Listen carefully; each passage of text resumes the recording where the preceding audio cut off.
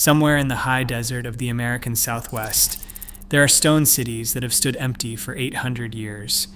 Perfect masonry, 5 stories tall, aligned with the stars, and abandoned all at once. The textbooks will tell you a peaceful farming people built one of the most sophisticated cultures in pre-Columbian North America, then simply vanished around 1200 AD. For a century and a half, that was the story. A civilization rose, a civilization disappeared. Here are the ruins. Here's the problem. When scientists finally read the bones those people left behind, the comfortable version didn't just get revised, it came apart. What the evidence revealed is stranger and far darker than disappearance, and it had been hiding in plain sight the entire time. I promise you there are unsettling facts ahead of you, and the last one is the discovery that scientists still cannot agree on. To understand what the bones overturned, you first have to understand what stood in the desert before them. Chaco Canyon sits in the high desert of northwestern New Mexico, a shallow cut of sandstone about 9 miles long, surrounded by nothing. No real river, no fertile valley, no obvious reason, looking at it today, why anyone would build anything there at all. And yet, between roughly 900 and 1150 AD, it became the political, religious, and architectural center of a world that stretched across 90,000 square miles, an area larger than Ireland. They built great houses, more than 150 of them. Massive stone structures rising up to 5 stories, some containing over 600 rooms, raised to a standard of masonry that modern builders still find difficult to match. The walls carried interior rubble cores faced in precisely cut sandstone. The rooms were aligned to track the sun and the moon across cycles that lasted decades, and they connected it all with roads, some of them 30 feet wide, running in dead straight lines across the canyon country for hundreds of miles. These were not ordinary trade routes.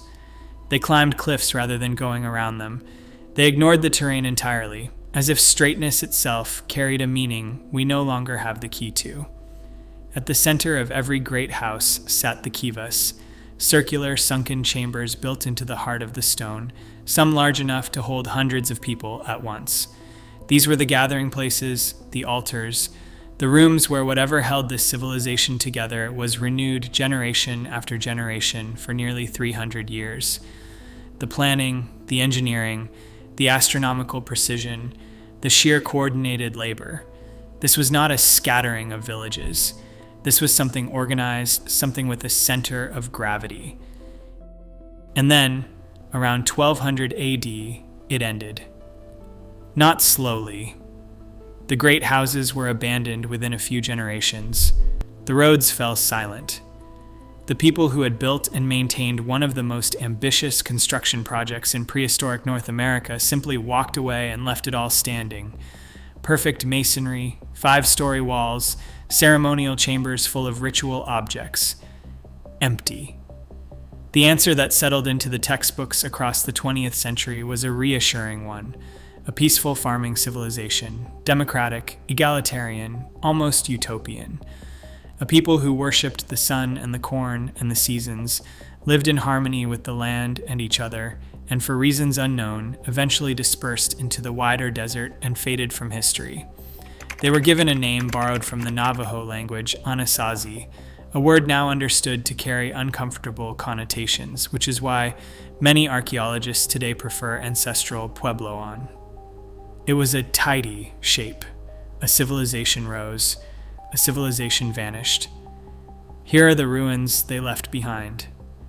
It was the story in the museums, the documentaries, the school books, and nearly every part of it was built before anyone could read the bones. Before ancient DNA existed, the story of the ANASAZI was built from pottery, architecture, and a great deal of wishful thinking. It was a story written in the absence of its most important evidence. Then, in the 2010s, DNA sequencing reached a level of precision that let researchers pull readable genetic material from bones that had been sitting in museum drawers for a century. It is, in every meaningful sense, a time machine made of bone. And the first time it was pointed at Chaco Canyon, it did not gently revise the textbook. It dismantled it. The study came from Douglas Kennett and his colleagues, published in 2017. They focused on room 33 inside Pueblo Bonito, the grandest great house in the canyon. Room 33 is small, barely 2 meters square, reachable only through a hatch in the roof, and it held one of the richest burials ever found in the Southwest. Thousands of pieces of turquoise, conch shell trumpets carried from the Pacific coast. These were not the graves of equal citizens in a democratic farming village. When the team sequenced the 9 individuals buried there, the result was almost too clean to believe. All 9 shared identical mitochondrial genomes, the genetic material passed only from mother to child. Using the nuclear DNA and radiocarbon dating together, they identified a mother and daughter and a grandmother and grandson laid in the same tiny crypt. This was a single maternal line that had buried its dead in the same chamber in the same great house for more than 300 years. A matrilineal dynasty. Power inherited through the female line held at the center of Chaco for the entire span of its rise.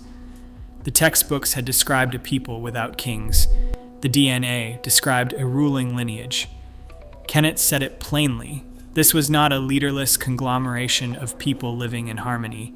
It was hierarchical, organized, and inherited. Here's the problem, and it is worth being honest about it. The study drew immediate criticism, and not only over the science.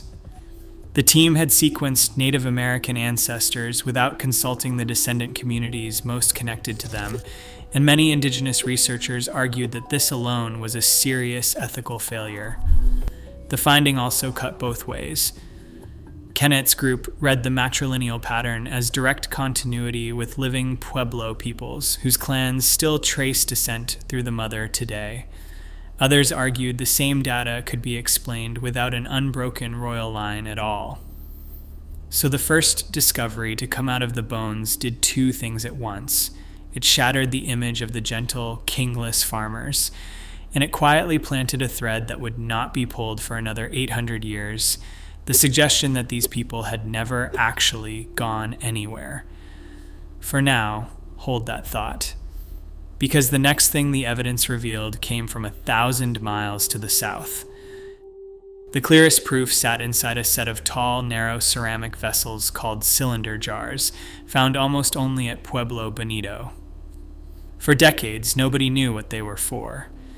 Then the archaeologist Patricia Crown noticed they resembled the cups the Maya used to drink chocolate. She had the pottery tested, and the residue came back carrying theobromine, the chemical fingerprint of cacao, a plant that grows only in the tropical lowlands more than 1,000 miles away. Chaco was drinking chocolate, and chocolate could not be traded hand to hand from that distance by accident. It arrived through a network reaching deep into Mesoamerica. It did not arrive alone. Excavators at Chaco found copper bells, cast using a metalworking tradition from western Mexico. They found the skeletons of scarlet macaws, tropical birds native to the humid lowlands far to the south, kept alive at the canyon, most likely for their feathers. And then there was the architecture. Inside Chaco, at a great house called Chetro Kettle, someone built a colonnade, a row of masonry columns along a ceremonial wall, arranged in a style that has no ancestor anywhere in the southwest, but matches the temples of Tula and Chichen Itza, hundreds of miles south. On the western edge of the Chacoan world at Wupatki, archaeologists found something even harder to explain. A ball court. Not a rough imitation, but a genuine version of the ritual ball courts played across Mesoamerica for over 1,000 years, appearing in the Arizona high desert with no local tradition behind it at all. Here's where the honesty matters, because this is exactly where careful researchers split. One camp, sometimes called the Mexicanist reading, argued this was evidence of a direct Mesoamerican hand in Chaco, southern outsiders shaping the canyon from the top. The other camp, closer to the mainstream today, argued the opposite, that a local Chacoan elite, already powerful, was deliberately reaching south and importing the prestige of a distant civilization, the chocolate, the bells, the columns, the way a ruler anywhere borrows the symbols of a greater power to elevate themselves. The goods are real. The connection is real. What the goods mean is still argued. But once you know the columns and the ball courts and the chocolate traveled north, a darker question sits underneath all of it. Prestige goods travel easily. So do ideas. So do religions. If the architecture of Mesoamerica reached this canyon, and the rituals of Mesoamerica reached this canyon, one uncomfortable possibility follows: that something else made the journey too. And to find it, researchers had to stop looking at the walls and start looking at the bones. For most of the 20th century, one man kept insisting the Chacoan bones were showing something the field did not want to see. His name was Christy Turner, a physical anthropologist who had trained as a forensic consultant and worked with police on homicide cases. He knew what human bone looks like when a body has been laid to rest with care, and he knew what it looks like when a body has been treated as something else entirely. When he examined the skeletal collections from Chaco and the great houses around it, he saw the second thing. The bones had not been buried. They had not been cremated. They had been dismembered, broken, burned, and scattered, and the damage on them matched, with disturbing precision, the damage Turner saw on the bones of animals that had been butchered for food. He spent decades turning that impression into something testable. He built a forensic checklist of 6 specific signs, and he would not call a site cannibalism unless the bones showed all of them. The first was burning on the back of the skull, but not on the face, the pattern you would expect if a head had been set on a fire while the brain was still inside. The second was anvil abrasion, the scraping left when a stripped bone is smashed between 2 stones to reach the marrow. The third was cut marks from stone tools, not teeth, not erosion, placed exactly at the joints where tendons hold muscle to bone. The fourth was pot polish, a faint sheen worn onto bone fragments that had been stirred inside a ceramic cooking vessel. The fifth was fracture patterns that only form when fresh bone is broken, not old weathered bone. And the sixth, the most damning, was the systematic absence of the vertebrae, the richest source of marrow in the human body, pulverized and gone in nearly every assemblage he studied. Applied across the Chacoan world, the checklist produced a result the field could not wave away.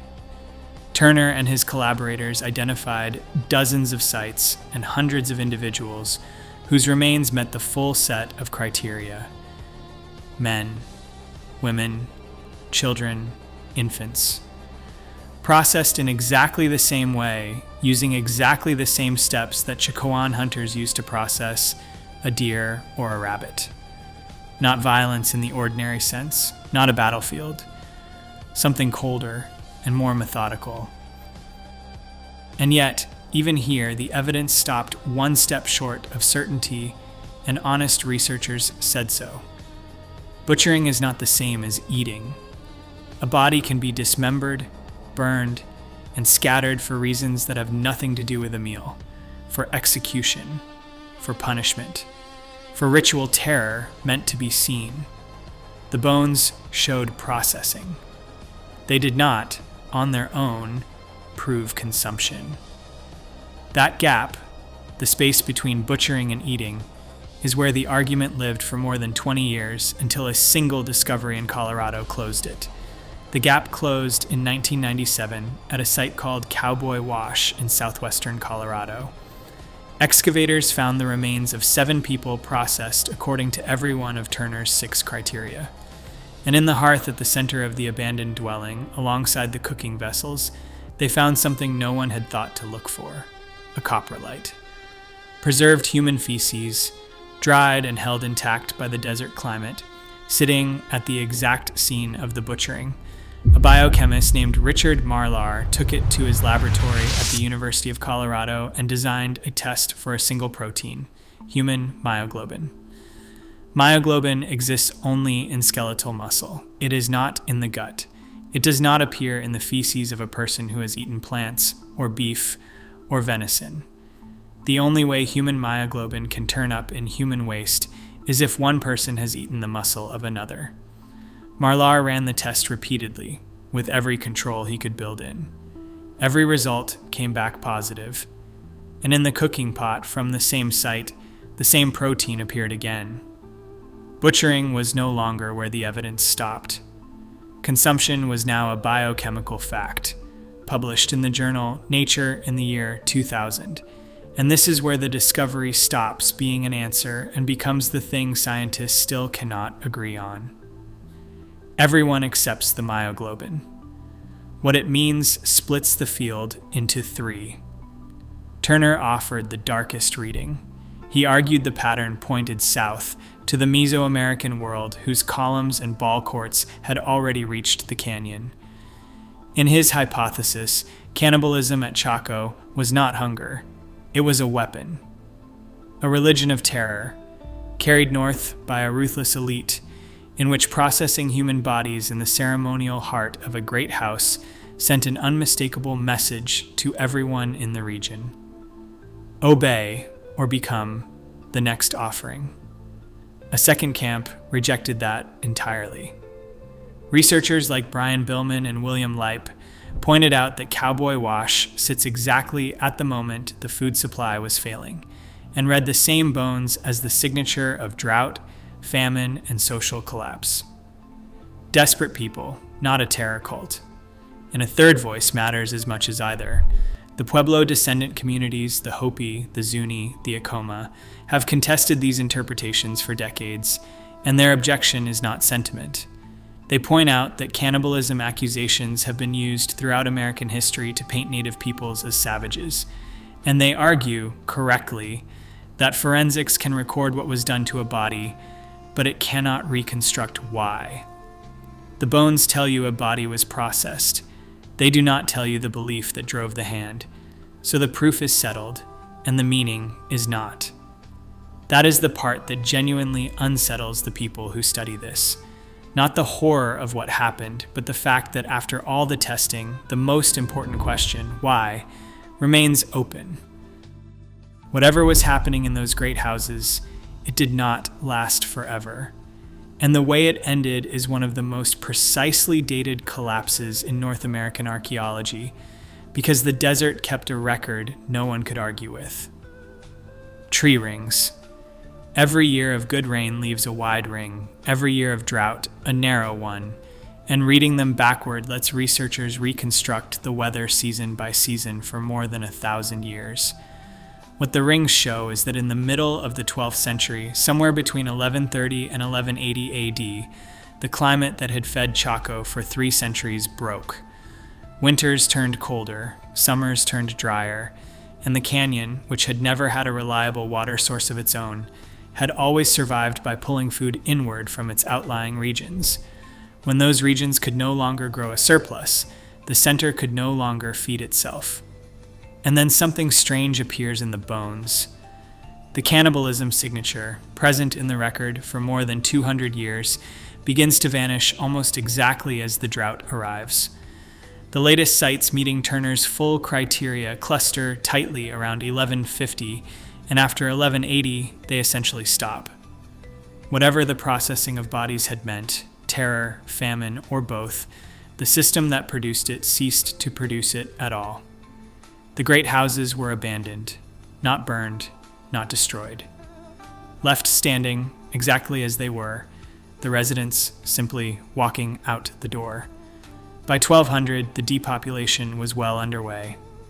By 1300, the Four Corners region that had held one of the densest societies in pre-Columbian North America was effectively empty. The roads went quiet. The kivas that had held hundreds fell silent.